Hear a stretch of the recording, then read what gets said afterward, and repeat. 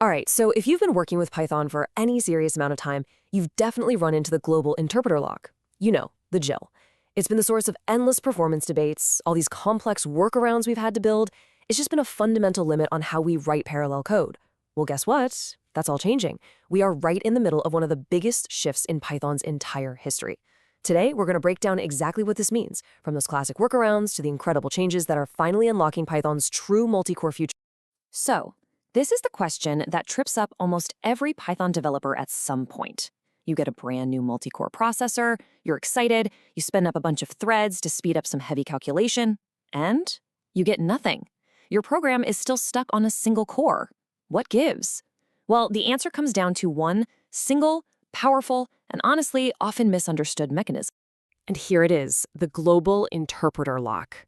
At its core, the GIL is just a mutex, a lock, and its job is to make sure that only one thread can be executing Python bytecode at any single moment inside one process. It doesn't matter if you have 8, 16, or even 100 cores, CPython by default makes all your threads stand in line and take turns. It's literally like having a 1-lane bridge on an 8-lane highway.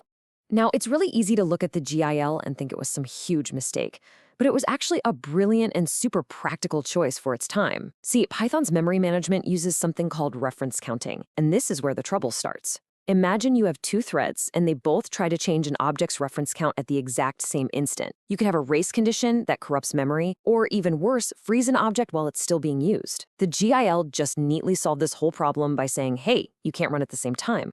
So here's the absolute crucial point to understand. The GIL's impact totally depends on what your code is doing.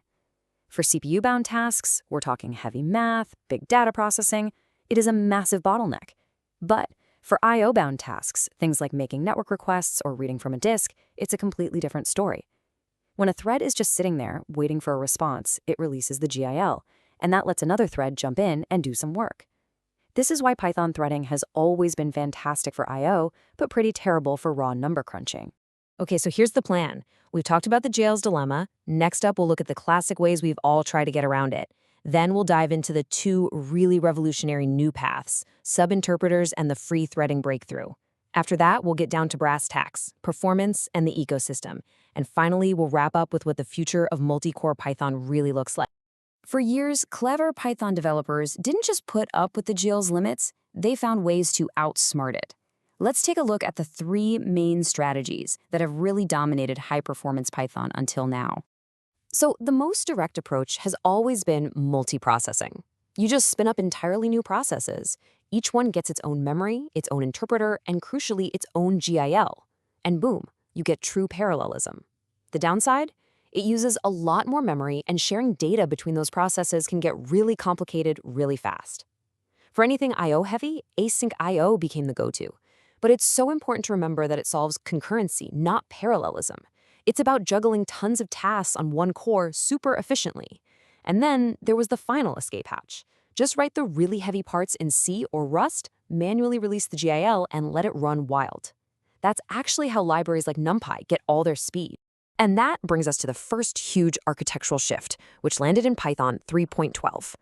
The idea was, instead of getting rid of the GIL, what if we could just have more of them inside the same process? The core idea here is really elegant, subinterpreters. You can have a single Python process that hosts multiple isolated interpreters. And the magic is that each one of those gets its very own GIL.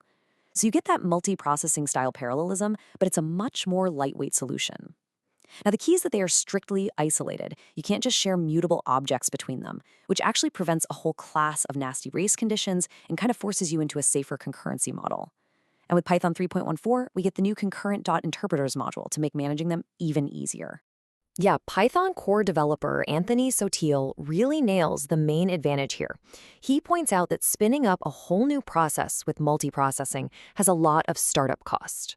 Subinterpreters give you that same parallelism, but without that heavy overhead, which makes them perfect for running lots of smaller, parallel tasks way more efficiently.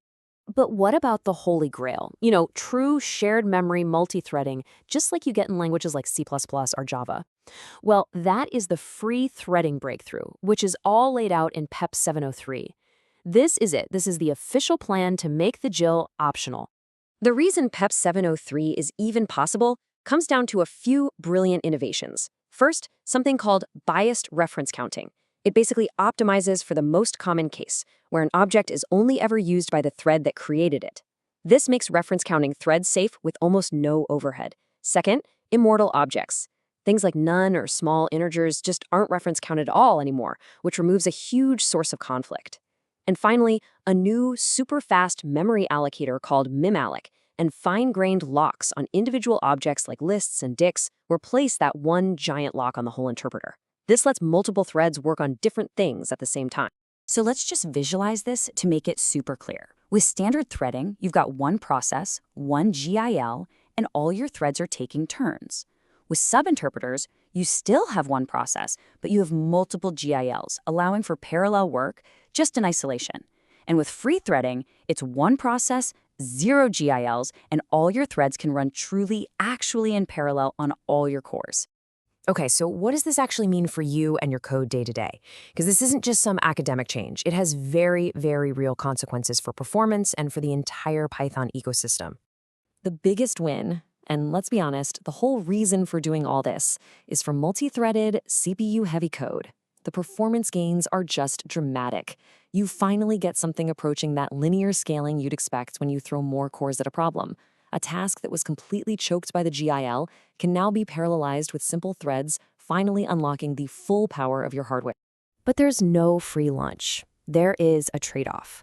All of those mechanisms that make free threading possible, like the new thread-safe memory management, they add a tiny bit of overhead.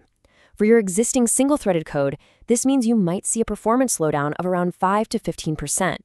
Now, it's really important to know that ongoing work with Python's JITA compiler is expected to cancel out most of this cost over time. So think of it as a temporary trade-off for these huge gains in parallelism. The other massive hurdle is the ecosystem. So many C extensions were written just assuming the GIL would always be there to protect them. To work in free-threaded mode, they have to be updated to be thread-safe themselves. Now, there's a really clever fallback. If you try to import a C extension that isn't ready, Python will just automatically turn the GIL back on for you just for that session, to keep things from breaking. The great news is the scientific Python community is all over this, with giants like NumPy and Pandas already adding support. This change is so enormous that the Python Steering Council has laid out a very careful multi-year roadmap. The whole point is to make sure the ecosystem can adapt smoothly without, breaking all the Python code that runs the world. So the rollout is happening in phases. Python 3.13 kicked things off with free threading as an experimental feature. With Python 3.14, it becomes an officially supported, though still optional build.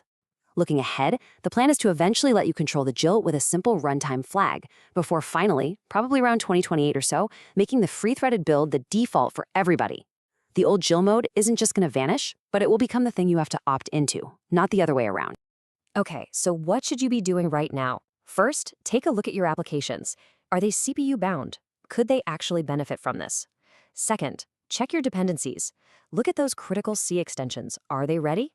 Third, and this is the fun part, start experimenting. You can go install a free threaded build of Python 3.14 right now and see how your own code performs.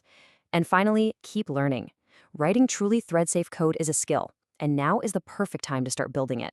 So after decades of coming up with all these clever workarounds, Python is finally re-architecting itself for the modern multi-core world.